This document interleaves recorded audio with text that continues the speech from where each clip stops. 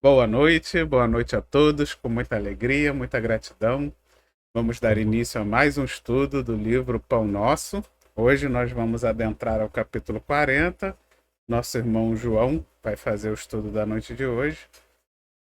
O meeting está com um layout aqui diferente também, acho que eles atualizaram.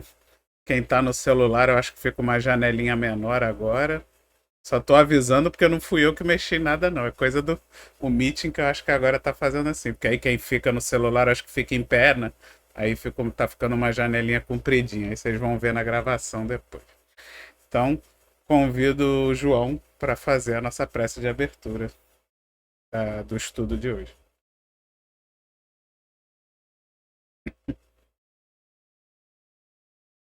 Tá com o áudio desligado, João.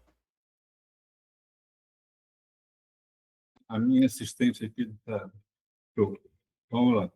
Então, vamos fechar os nossos olhos, elevar o nosso pensamento a Deus, nosso Pai, agradecer mais uma vez a Jesus por tudo que Ele nos trouxe, seus ensinamentos, seus exemplos, e fazendo assim, nos propiciando a que nós possamos nos elevar moralmente e espiritualmente, estando sempre em preparação. Graças a Deus. Graças a Deus. Vamos então compartilhar Então, nosso texto de hoje. isso. Então, vamos lá, é o livro Pão Nosso, capítulo 40, em preparação. Então, está aí, Paulo, Hebreus, capítulo 8, versículo 10. Diz o Senhor: porei as minhas leis no seu entendimento, e em seu coração as escreverei. Eu lhes serei por Deus, e eles me serão por povo. Quem disse foi Paulo, em Hebreus, capítulo 8, versículo 10. Então, aqui, o que nós deduzimos, né? Primeiro, o que eu pensei assim? Em preparação. Então, o que Emmanuel quis dizer com o título Em Preparação? Quando é que você está... Vou me preparar para quê? Quando você está em preparação, você está em preparação para alguma coisa, né? Então, o que nós estamos em preparação para quê? Hein? Você está fazendo uma pergunta para a gente? Estou fazendo uma pergunta para ver se é a mesma coisa que eu pensei. Então, a preparação que eu estou nesse momento reencarnatório, porque aí eu estou me vendo como espírito imortal, né? Não estou me vendo em preparação para fazer alguma atividade, né?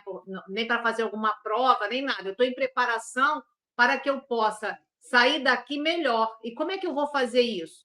Com esse burilamento, tirando essas camadas equivocadas ainda, para que eu possa realmente, lógico, não vou chegar ao patamar, né, que a gente gostaria, mas pelo menos saio daqui melhorada, né? Deixa eu falar, que hoje eu não tenho mãozinha aqui. Eu estudo numa outra Bíblia de estudo, aí lá diz o seguinte, que esse tema seria a superioridade de Jesus sobre a antiga aliança. Que se você começar a ler todas essas coisas, vocês vão ver que tem aliança, tem uma série dos hebreus, né? E aí diz que o tema principal seria isso, a superioridade de Jesus sobre a antiga aliança. Eu tenho. Eu também pensei assim, eu pensei que a evolução, né, que a gente vai ter, né, do espírito, né, moral e espiritual. A nossa preparação é essa, a gente está aqui justamente para passar pelas situações, passar pelas provas, né, para poder se elevar moralmente e espiritualmente, porque aqui é o estágio, né?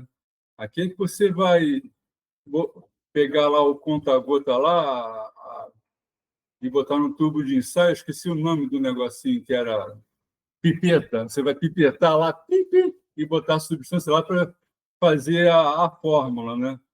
Porque na teoria é lá. Então, lá a gente aprendeu tudo. Todo mundo é muito bom. Agora, vamos ver na realidade, né? Como é que você vai ficar na prática. E a prática é aqui mesmo. Então, agora, vamos... Isso aí é só da palavra em preparação, tá? Agora, eu vou dizer aqui o que eu entendi do que o Paulo disse aí. Emmanuel nos apresenta, pelo versículo de Paulo, que Deus nos esclarece por diversos meios. Além da lei de Deus que está já inclusa em nosso ser, temos também por meio dos exemplos dos livros, das palestras, dos estudos, ou seja, são usados diversos meios para nos esclarecer e relembrar. Sendo assim, um dia vamos evoluir e serviremos de exemplo para os que estão aprendendo. Assim como Jesus fez com a gente, né? Veio, ensinou, exemplificou, um dia a gente também vai fazer, né? Com os nossos irmãos que são mais novinhos do que a gente. Vai, acrescenta, por favor. Então, esse versículo que está nessa carta de Hebreus, primeiro eu vou falar o que foi a carta dos Hebreus, né? Paulo escreveu várias cartas para várias comunidades. Então, essa carta dos Hebreus, ela tem até uma discussão que eu estava vendo com o Saulo, que até comentam que essa carta, eles dizem que não foi Paulo que escreveu, tem umas controvérsias aí dentro do Hebreus, mas isso não é o mais importante para nós aqui. A carta aos Hebreus não é destinada a uma comunidade específica, mas ela é dirigida, na realidade, a todo o povo hebreu. Essa a carta aos Hebreus, é para a comunidade, assim, não especificamente, mas para todo o povo. Ela não segue, porque as cartas, naquele momento, ela tinha uma estruturação, ela tinha saudações. Quando você pega essas cartas de Paulo, primeiro ela sauda, fica fazendo saudações para várias pessoas, ela diz quem é o remetente da carta, qual é o destino da carta. Essa carta aos Hebreus não existe essa formatação. Ela é uma carta muito diferente das demais, tá? E Paulo, quando ele escreve essa carta, ele fala para os hebreus por quê? Porque ele se coloca na escrita de que ele é um fariseu falando para quem conhecia todo aquele costume. Então, é um fariseu que detém todo o conhecimento da lei, e ele fala para um povo que é um povo que entende a linguagem dele. Então, assim, é uma carta bem específica, né? Agora, propriamente esse versículo dessa carta, como a Vera falou, se a gente pegar aqui a Bíblia, eu usei essa daqui, tem assim, o título é Superioridade da Nova Aliança. E o que é essa superioridade da Nova Aliança? Porque nesse comentário aqui, Paulo comenta um versículo, né, um capítulo de Jeremias, né, do Antigo Testamento. É um capítulo da Bíblia que fala sobre a promessa de Deus de restaurar o povo de Israel. Se a gente lê toda essa carta, ela tem essa proposta de restaurar esse povo de Israel, que havia sido disperso, e restaurá-lo à sua terra e estabelecer uma nova aliança. Por quê? Naquele momento, aquele povo ele estava no exílio. Então, Deus promete, né, no que Jeremias fala, que Deus quer restaurar esse povo, tirar eles da terra que eles estão, né, no cativeiro, e trazer eles para a terra prometida, que é a terra que realmente que é Israel, né? E esse capítulo é conhecido por suas palavras de esperança e por antecipar o tempo em que Deus escreve sua lei no coração das pessoas e não apenas em tábuas de pedra. Então, o que Jeremias fala nesse capítulo dele, que Paulo vai explorar, trazendo essa esperança desse povo que está no Egito, em cativeiro, e traz ele para as terras prometidas. Ou seja, e ele também coloca aqui sobre um sacerdote, né? E esse sacerdote, você lendo todo o texto, você entende que é Jesus trazendo toda essa mensagem para os judeus. Qual é a mensagem? De esperança e de amor, que foi o que Jesus trouxe para aquele povo. Até porque Jesus nasceu, né, como judeu. Então, João, juntando o que você falou da preparação com o que você falou depois do versículo, é exatamente isso. Estamos em preparação para sermos como Cristo, para também sermos Cristos planetários em algum momento nessa construção do universo de Deus, né? Então, todos nós estamos nessa preparação. Estamos igual o computador quando você faz o download, que fica lá a barrinha, né? A barrinha azul crescendo, nós estamos lá. Estamos bem no início ainda, né? Menos da metade. Mas a nossa barrinha está crescendo para a gente chegar nessa preparação e sermos assim como Cristo, né? Também sermos perfeitos e termos um papel a desempenhar cada vez mais importante e responsável, né? Dentro dessa estabilidade, dessa criação do universo de Deus, né? Assumirmos papéis cada vez mais elevados e de maior responsabilidade. Era isso.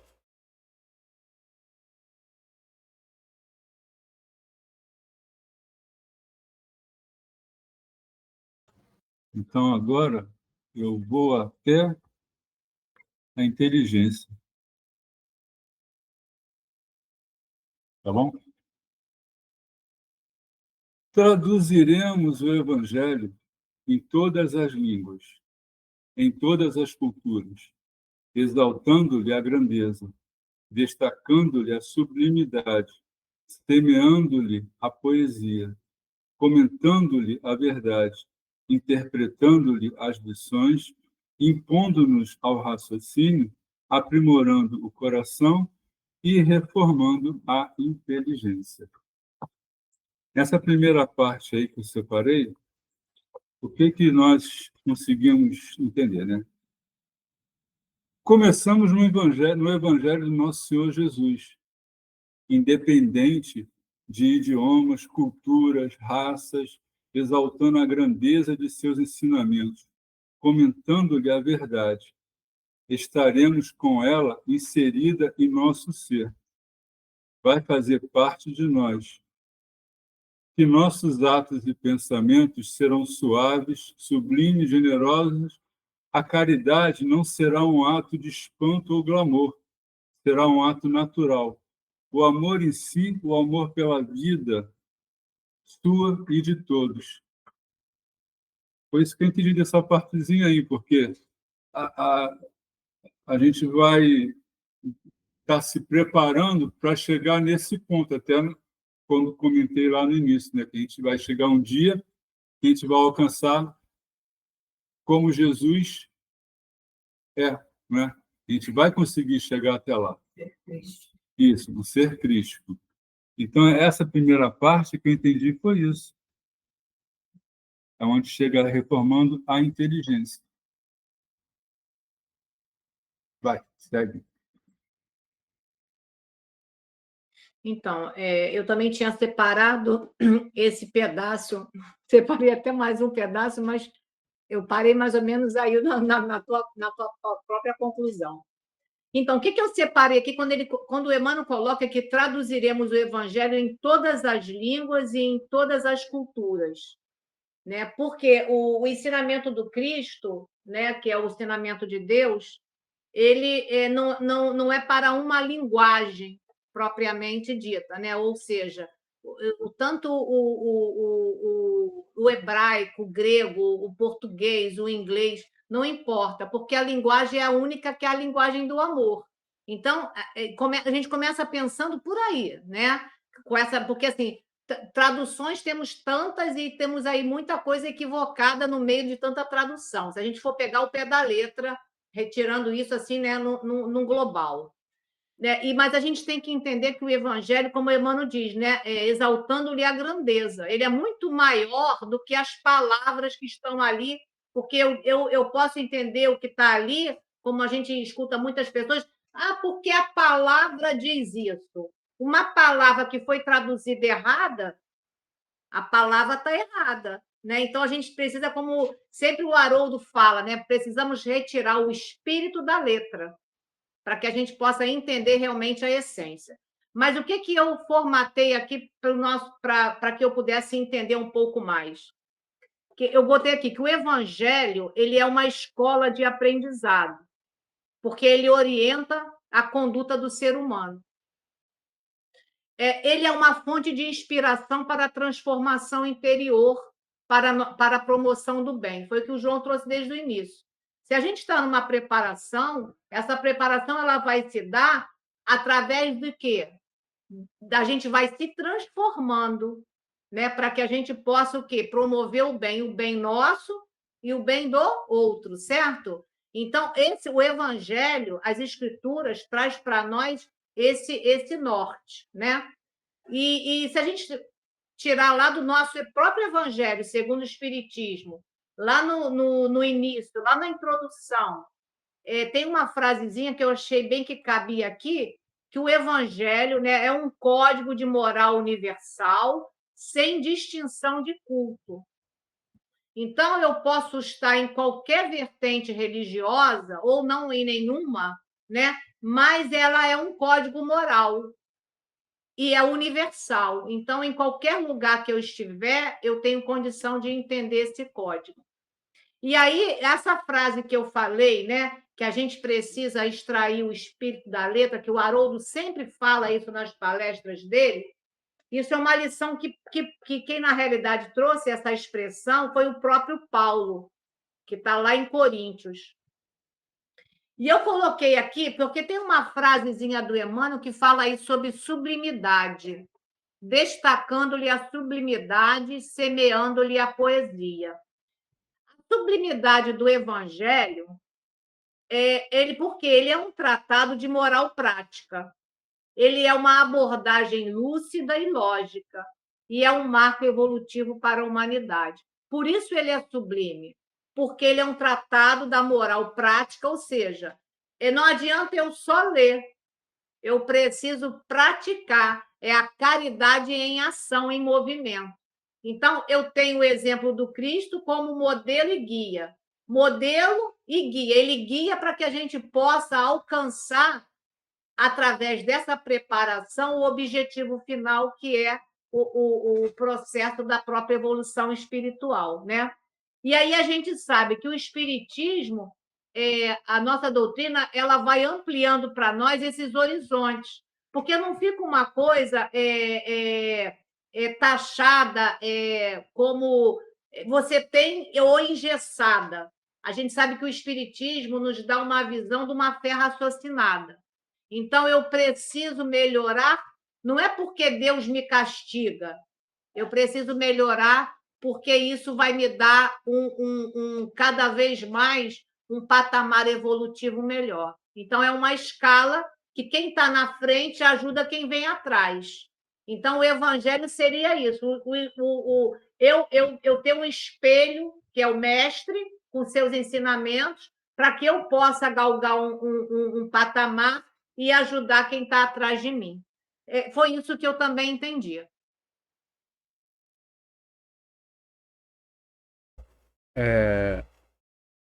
Eu entendi parecido, né? Essa primeira parte, ela para mim deixa claro que ele está falando da intelectualização, né, do homem, porque nós acabamos de chegar no estado nominal onde despertamos a consciência, onde começamos a ter a capacidade de aplicar o nosso livre-arbítrio com muito maior liberdade do que os animais.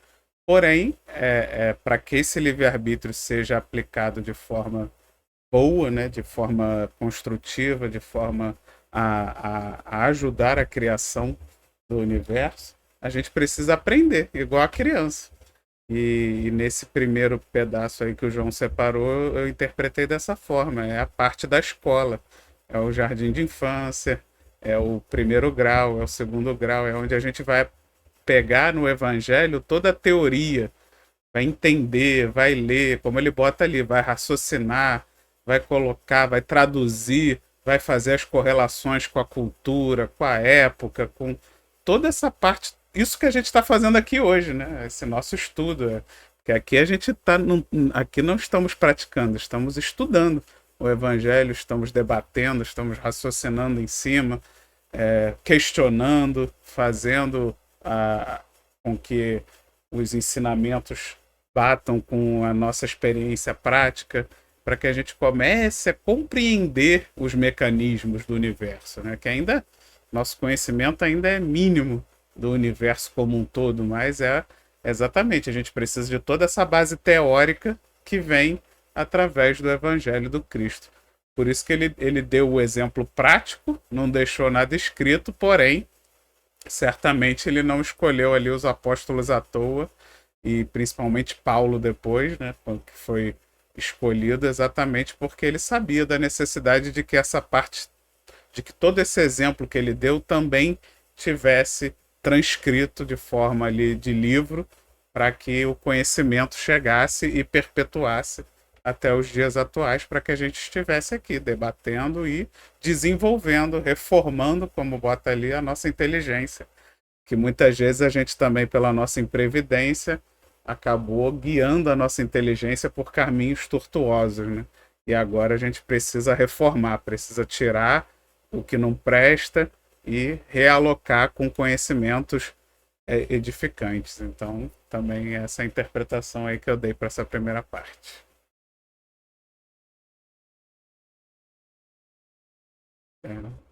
Mais alguém? Então, pode ir lá, João. Então, vamos agora até em nós mesmos. Tá? Somos nós mesmos. Renovando leis, aperfeiçoando costumes e aclarando caminhos, mas virá um momento em que a boa nova deve ser impressa em nós mesmos.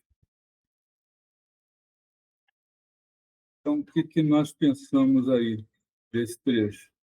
Esse é o processo da evolução moral do indivíduo. Renovação, aperfeiçoamento das leis e costumes para expandir o caminho no bem, na evolução natural que todos estamos destinados. Com isso, como diz Emmanuel, a boa nova deve ser impressa em nós. Estaremos tão arraizados, tão impregnados do amor que nosso mestre e irmão Jesus veio nos ensinar, e será tão natural viver assim que não vamos acreditar como alguém pode viver de outro modo. Né? Aí que a gente pensa assim que, hoje em dia, a pessoa faz uma caridade, né? E você, pô, legal, tal. Vai chegar um ponto aí em que isso aí não vai ser nada de extraordinário. Você fazer a caridade vai ser a coisa mais normal que tem. Um exemplo só. Segue aí. Uhum. Ainda hoje a gente precisa pensar para fazer o bem em muitos casos. E o que você diz é que vai chegar um momento que é tipo o doutor Bezerra de Menezes, ele faz o bem sem pensar, né? Então, assim, eu estou colocando o doutor Bezerra que está mais perto de nós, né? Porque o Cristo, né, está muito acima. Mas o doutor Bezerra ele esteve aqui, reencarnado perto de nós. Então, a gente tem esse exemplo, né? A caridade prática mesmo e praticada para ajudar o próximo, né? Aí, quando o Emmanuel fala aí para nós, aperfeiçoando os costumes, eu coloquei que o Evangelho ele aperfeiçoa os costumes por meio da reforma íntima. E que seria essa reforma íntima que a gente sempre escuta dentro da doutrina? Para que a gente possa abandonar hábitos antigos e as nossas imperfeições. Então, esse aperfeiçoamento de costume é para que a gente passe a ser um novo homem, né? Abandonar o homem velho, né? Seria a gente se aprimorar dentro disso.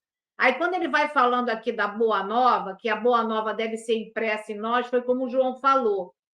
Isso vai ser tão natural, porque a gente vai realizar o que a gente precisa realizar, um exemplo de Jesus, sem esforços. Eu não preciso ficar pensando. Então, essa Boa Nova seria isso, impressa em nós. Ou seja, isso já é uma natural do meu, né? Isso já é uma conquista. E a gente sabe que, por hora, a gente está em preparação, né? Que aí a gente sabe, né? Por hora, estamos em preparação. Vai chegar um momento. Então, o que eu coloquei aqui da Boa Nova? A Boa Nova, né? Boa Nova quer dizer boa notícia, né?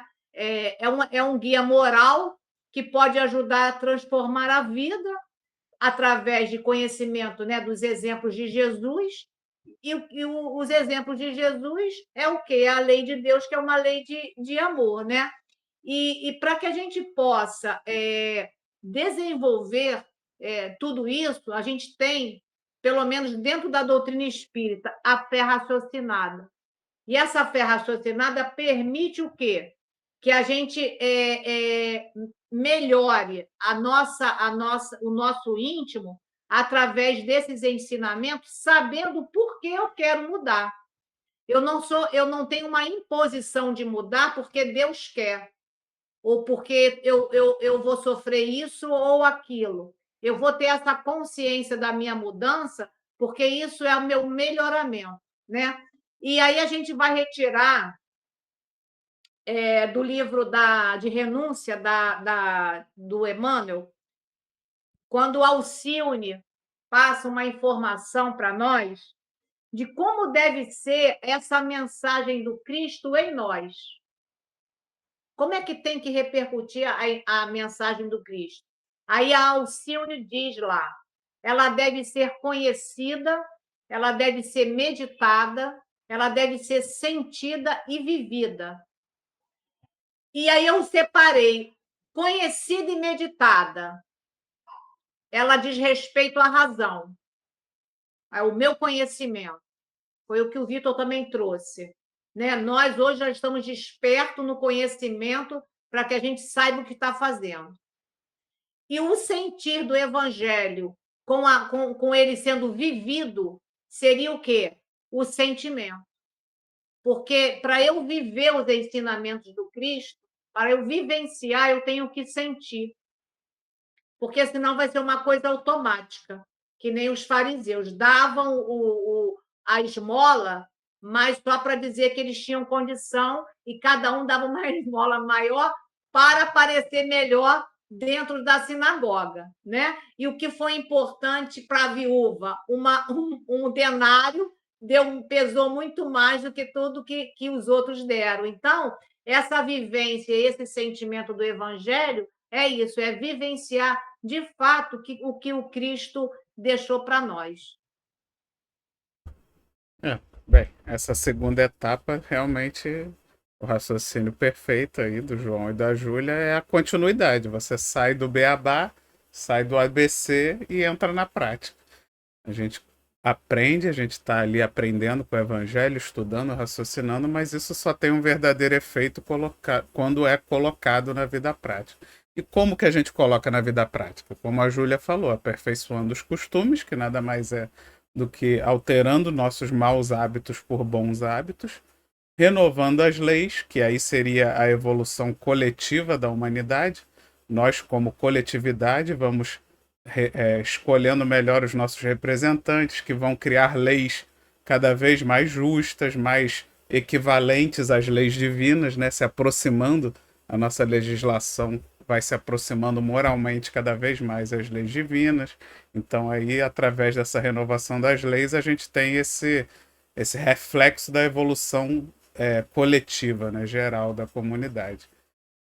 E por fim, quando chega nesse estágio de estar impresso em nós, que é exatamente esse automatismo do bem. Quando o bem se automatiza nas nossas reações, como a Júlia falou, quando a gente não precisa mais pensar antes de agir, a nossa ação imediata já é o bem, já é a caridade, já é o fazer o certo, já é tomar atitudes e se utilizar de expressões e palavras que são sempre para a edificação. Tudo isso se torna cada vez mais automático em nossas vidas conforme isso vai ficando impresso. Impresso o quê? Na nossa alma, no nosso perispírito, porque isso vai se traduzir nas novas encarnações.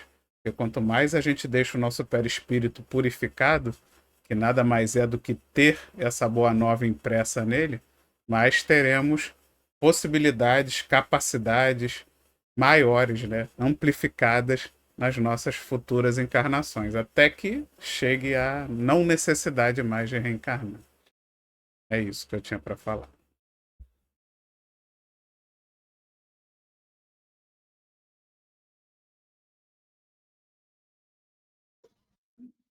Então, vamos seguir?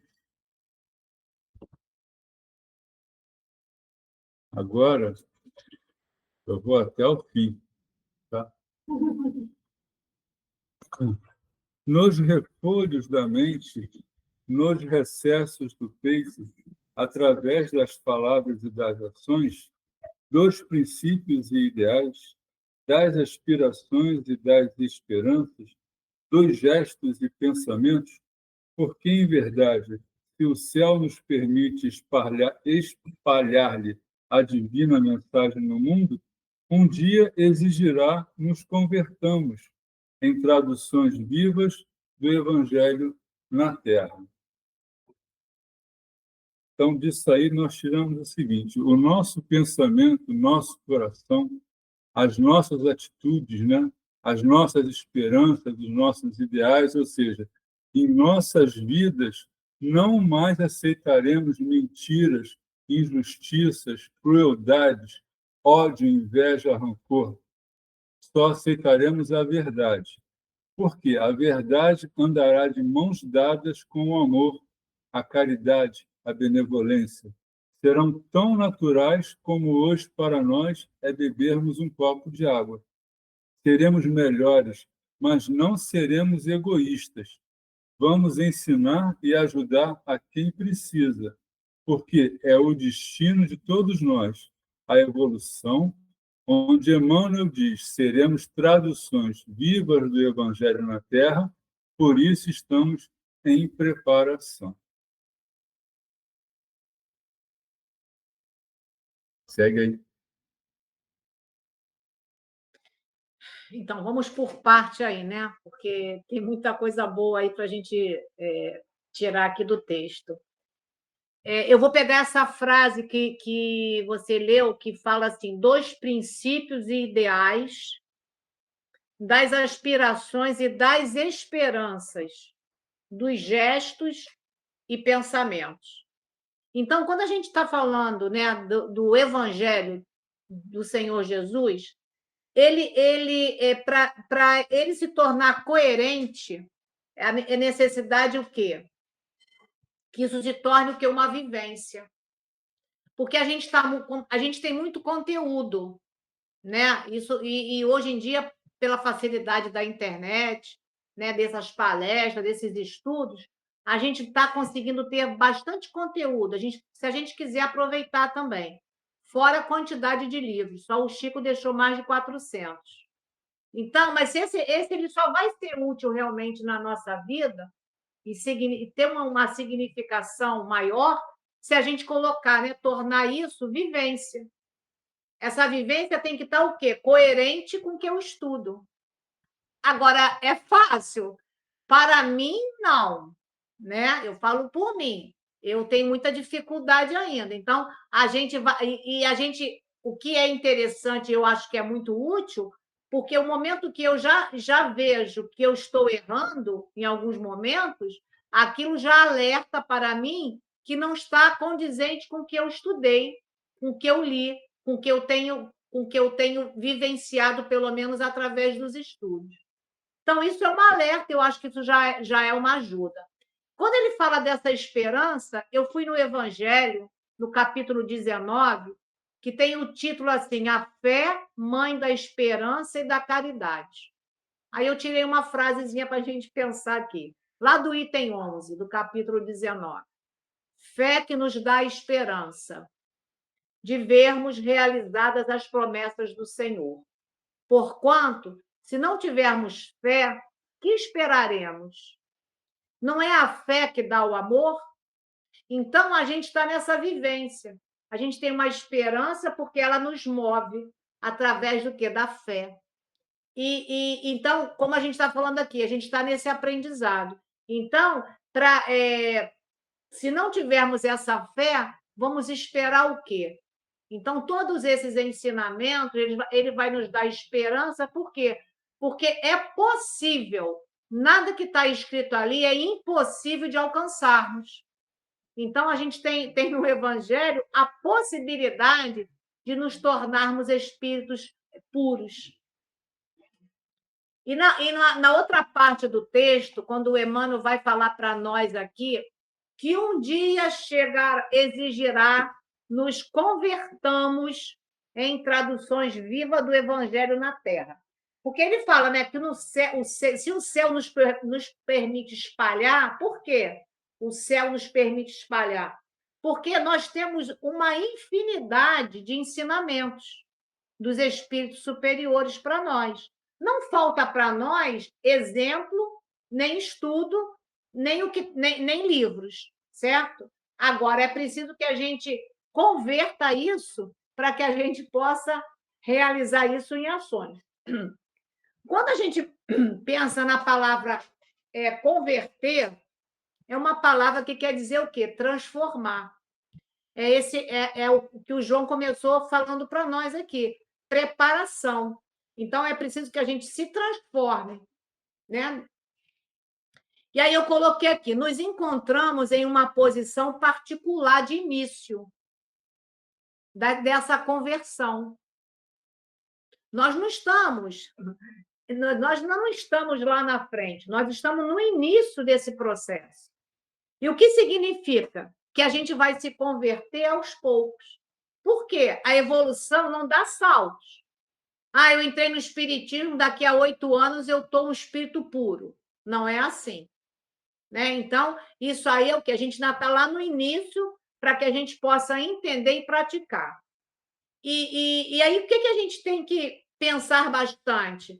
Que esses ensinamentos eles chegaram para nós, principalmente, já que a gente está falando do versículo que Paulo trouxe na carta aos Hebreus, a gente tem sempre que pensar e agradecer a esse espírito. Né? Como acho que foi o Vitor que falou, Paulo foi um dos escolhidos para propagar o Evangelho do Senhor Jesus. Escolhido porque ele era melhor do que nós? Não, porque ele já traduzia a condição dos ensinamentos na prática. Era uma prática equivocada por conta da lei que ele seguia, que era a lei de Moisés. Mas no momento que ele conheceu Jesus, ele virou a chave. Então, a mesma intenção e toda aquela vontade que ele tinha de seguir o ensinamento, ele seguiu os ensinamentos do Mestre Jesus. Ou seja, ele vivenciou os ensinamentos do Cristo. Ele vivenciou sentindo. É isso que Alcione diz para nós naquela frase que eu li. Então, sem a atuação de Paulo, a gente tem sempre que lembrar disso, o cristianismo talvez não tivesse se espalhado quanto se espalhou. Porque Paulo ele saiu daquela região da Palestina, né? Ali do povo hebreu, e propagou isso para Roma, para a Grécia, para a Espanha. Então, se o nosso evangelho hoje chegou aonde chegou, o iniciador é Paulo. Então, porque talvez, a gente sabe que a espiritualidade não aposta num só, né? Mas a gente entende que Paulo ele era um escolhido porque ele tinha cidadania romana, ele falava o grego, que era a língua oficial, ele era um judeu, então ele tinha acesso a localidades que outras pessoas, sem a própria cidadania, não ultrapassavam essas fronteiras, não era permitido naquele momento, né? Então, o Paulo, na realidade, ele foi o semeador dessa boa nova. Essa boa nova que Emmanuel está trazendo aí para nós, Paulo foi esse semeador. Tanto que quando Paulo ele faz a carta aos Gálatas, ele tem uma frase que, para mim, é bela. Eu gosto muito de estudar Paulo. Ele diz o seguinte, de hora em diante, isso é tão forte, para a gente poder entender essa frase de Paulo. Ele fala, de hora em diante, ninguém me moleste, porque trago em meu corpo as marcas de Jesus. Então, quer dizer, tanto que ele era açoitado, apedrejado, né? E foi degolado, mas não era mais ele que vivia, ele vivia o Cristo, ele vivenciava os ensinamentos do Cristo. Então, essa frase de Paulo é muito forte, porque ele diz, ninguém me moleste, porque trago em meu corpo as marcas de Jesus. E quando a gente pensa nisso, nessa frase, eu coloquei aqui que, além de Paulo, a gente tem muitos outros convertidos, né? Porque Paulo se converteu ao cristianismo, a Jesus. A gente pode pensar em Francisco, que se tornou Chico Xavier. A gente tem Hippolyte Léon Denisard Rivaio, que se converteu a Allan Kardec. Nós temos Simão Pedro, Simão que virou Pedro, né? E Maria, que se tornou Maria de Magdala. Todos esses espíritos, eles foram convertidos ao Evangelho do Senhor Jesus, né? E em todos a gente vai encontrar uma base da conversão. E o que a gente tem que tirar dos estudos? Porque eu digo que os estudos não é só para a gente ler. A gente tem que pensar o seguinte, tá, a gente está falando de conversão, a gente já falou de Paulo, a gente citou Chico, Allan Kardec, Maria de Magdala. E nós? Vamos trazer para nós? O João iniciou o estudo fazendo uma pergunta, né? E aí, essa pergunta está para cada um de nós responder intimamente. E nós? Como saberemos o instante definitivo de nossa conversão? Quando a gente vai se sentir dentro de tudo isso que a gente vivencia dentro do Evangelho, da doutrina, dos estudos, esse definitivo, vamos dizer, não vou dizer definitivo, vamos definir essa conversão para nós. Aí eu tirei aqui alguns exemplos, né? Como a gente poderia se converter? No aproveitamento das horas, na prática do bem, né? Porque muitas das vezes a gente está vendo internet, vendo filme, não é nada de contra isso, ver novela, ver os seriados, nada, não é proibido nada disso. Tanto que o Espiritismo não tem proibição. Mas a gente está aproveitando as horas só para isso? Só para a parte material? E quanto à conversão através do desapego? Desapego material, né? E quando a gente pensa material, de todo tipo de desapego, até de pessoas, né? Quando a gente tem a gente tem que trabalhar a nossa humildade nas relações interpessoais. Agora, essas relações pode ser no trabalho, pode ser na escola, pode ser na família, ou qualquer outro contexto social. A gente está trabalhando essa conversão em nós para que a gente possa ser um pouco mais humilde? Ou a gente quer ser, como o estudo da Selma semana passada, aqueles que vão correndo para pegar os primeiros lugares, né? Para ficar lá na frente, né? Será que eu já tenho preparação para estar na primeira fila? Então, eu tenho que ter humildade suficiente.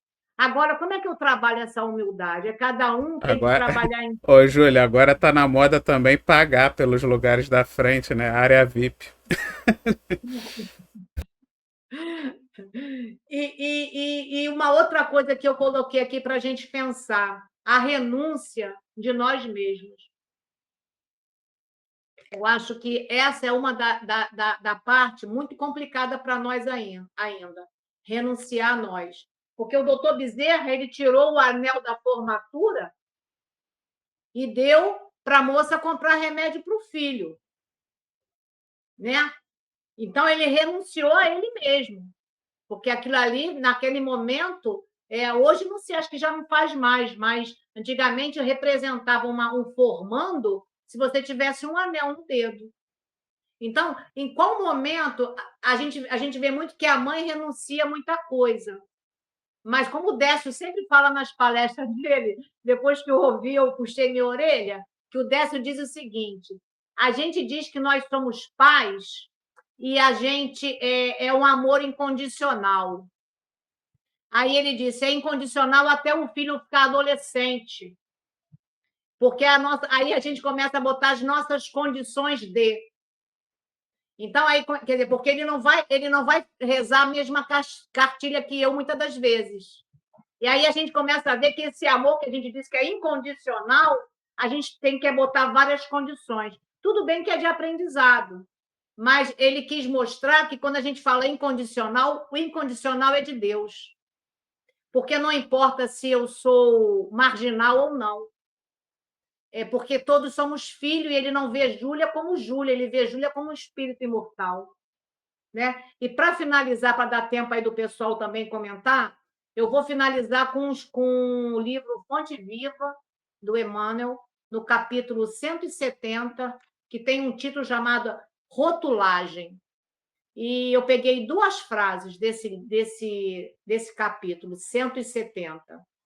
Emmanuel diz assim: meditemos na extensão de nossos deveres morais no círculo das responsabilidades que abraçamos com a fé cristã. Jesus permanece em imagens, cartazes, bandeiras, medalhas, adornos, cânticos, poemas, narrativas, discursos, sermões, estudos e contendas. Mas isso é muito pouco se não possuímos o ensinamento vivo na consciência e no coração. Então, Cristo está espalhado de tudo que é forma, diz Emmanuel, né? Mas a necessidade que a gente saiu agora da Semana Santa, né? Dessa ressurreição, né? De tirar esse Cristo da cruz morto e trazer esse Cristo dentro de cada um de nós vivo, é o que o Emmanuel diz. Está em várias situações a gente vê o Jesus, nos ensinos, nos sermões e tudo. Mas os ensinamentos têm que estar vivos em nós. Para o quê? Na minha consciência, que é a minha razão, e no coração, que é o meu sentimento. Então, e se a gente não aprender isso, se a gente pelo menos não fizer um esforço, que esse esforço seria a nossa vontade, a gente vai daqui a 10 anos, se estivermos aqui, vamos estar com a mesma fala, mas não vivenciando o Evangelho do Senhor Jesus.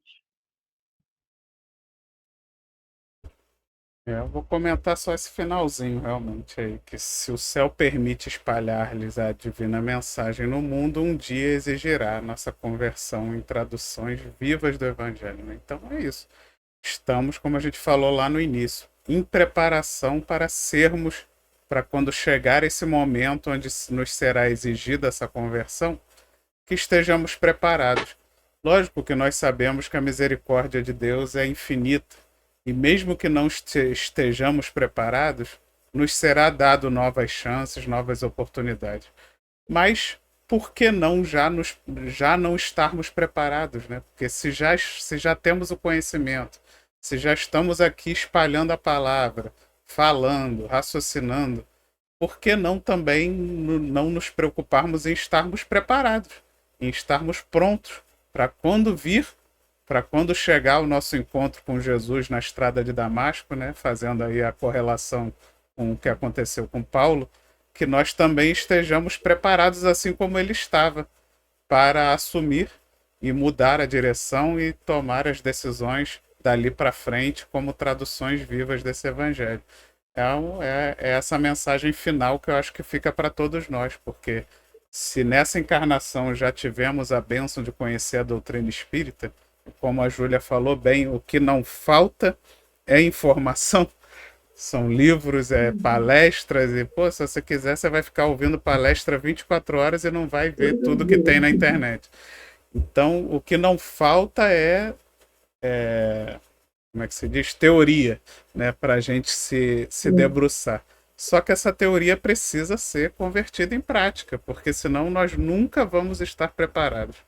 E aí, quando chegar a oportunidade, vamos acabar desperdiçando, como talvez tantas vezes já desperdiçamos em encarnações anteriores, né? E isso vai gerar dor, vai gerar sofrimento. Graças a Deus, não vai gerar uma pena eterna, porque a gente também aprende com Kardec no Céu e Inferno que não existem penas eternas, mas existem sofrimentos, existem dores, muitas vezes longas e desnecessárias, porque a gente poderia avançar de forma mais veloz, aproveitando essas oportunidades de evolução, para quando chegar a nossa vez, a gente poder também estar preparado, né? Era isso também que eu tinha para dizer para a noite de Vou hoje. só complementando tudo isso daí, o final do meu estudo que eu tinha feito, diz assim, fechando tudo que todo mundo já falou. O ministério de Jesus é realizado sob o concerto da graça de Deus, escrito no entendimento e no coração dos crentes, pelo poder do Espírito Santo. É a mesma coisa, só um fechamento. Vitor, deixa eu só colocar uma coisa também que eu vi hoje numa reportagem. Eu vi uma reportagem sobre uma maratona em Londres, onde um corredor brasileiro, ele foi ajudar, ele estava, né, quase no final, e aí viu um colega, né, caído, e foi ajudar. E aí, ele, no primeiro momento, ele ficou esperando que outras pessoas parassem também para ajudar. E aí ele chegou quando ele viu que não tinha essa ajuda, ele chegou no rapaz que estava caindo e falou, você quer, né, continuar? E aí ele deu o suporte para eles chegarem até o final. E, assim, a gente ainda se surpreende, né? Isso foi em jornal, nossa, foi não sei quantos mil que viram a postagem. Quer dizer, a gente ainda se admira com um ato que deveria ser corriqueiro na nossa vida, né?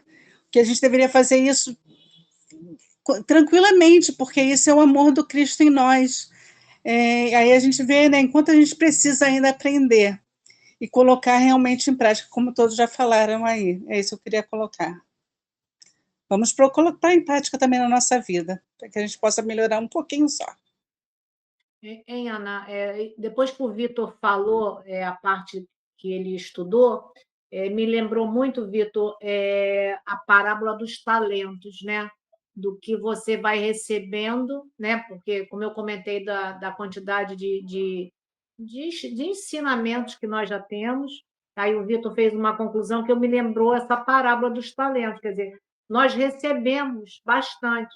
E o que a gente vai mostrar de resultado?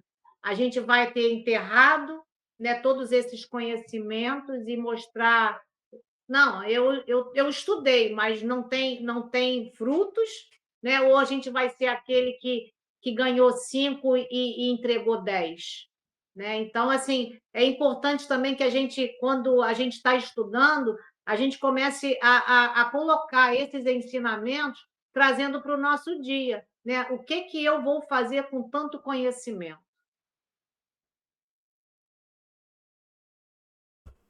Muito bom. Muito bons exemplos, né? Que a gente possa, então, refletir com tudo isso da noite de hoje, para colocando em prática em nossas vidas, né? Para fazermos um proveito maior de todo esse conhecimento. Então, convido nossa irmã Júlia. Antes eu quero agradecer o João pelo estudo da noite de hoje, agradecer a presença de todos vocês. Sem vocês o estudo não existe. E convidar a nossa irmã Júlia, que vai fazer o estudo da semana que vem, para fazer a nossa prece de encerramento. Então, nesse final de estudo da noite de hoje, agradecidos pela oportunidade que a Casa de Emmanuel nos favorece para que a gente possa chegar um pouco mais perto desses ensinamentos de Jesus, trazendo para a nossa vida prática, para que a gente possa como modelo e guia nosso, a gente fazer os nossos pequenos esforços para que venhamos a cada dia sermos espíritos melhores.